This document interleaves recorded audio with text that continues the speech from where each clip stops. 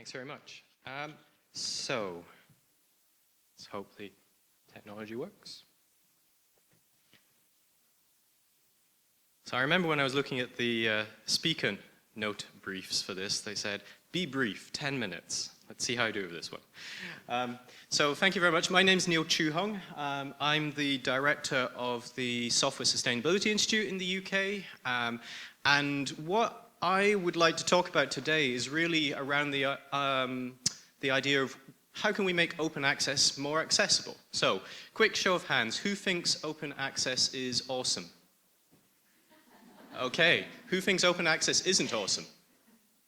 Yeah, there we go.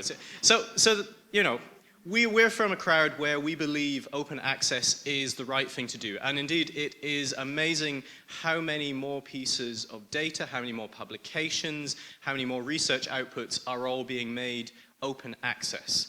But how many people here are aware of what open source is?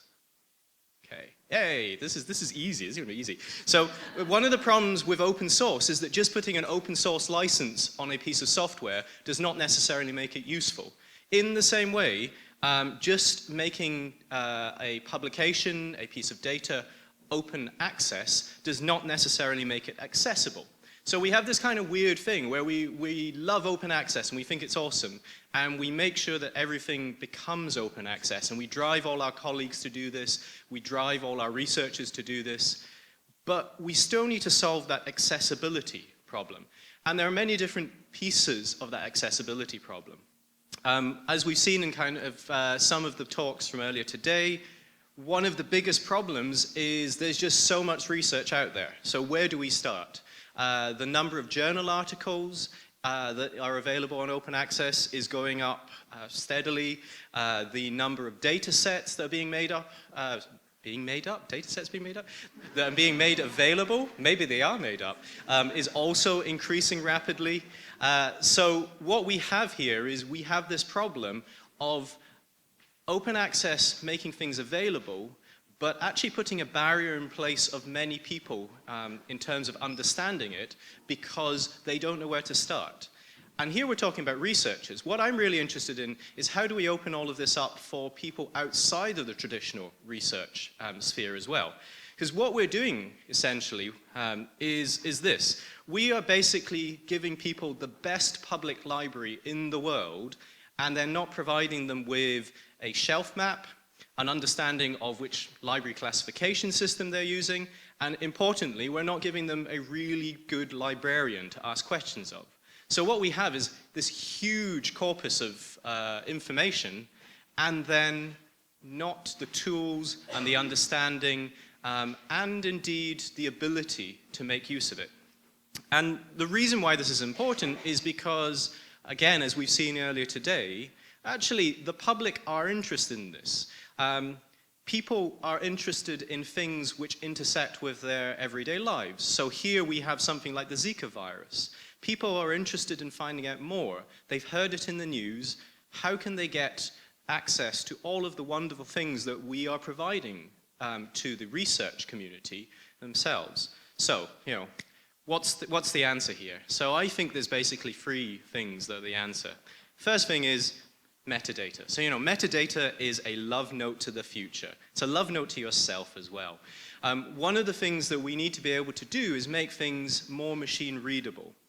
And one of the aspects of this is being able to describe things in ways that actually computers can read, not just humans. So we've got this thing where we saw this gradual move and evolution through time of how scholarly communication has turned into something which has become very formalized. And ideally, that would make it much easier to machine read.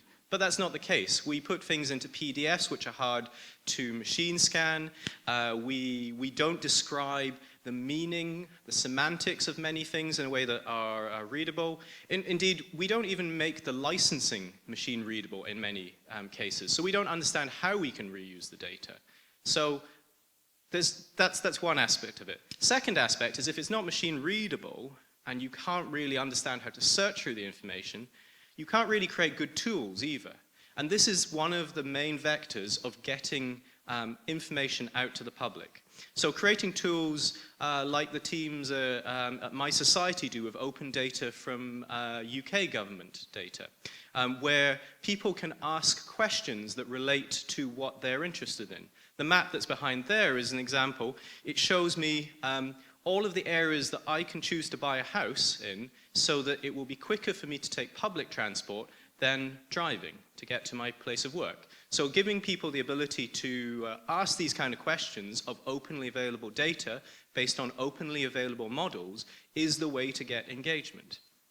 And then lastly, it's about the literacy. So what we should be able to do is get to the situation where anyone, anywhere, is able to use open access publications, open data, and open tools to ask their own questions directly using open resources.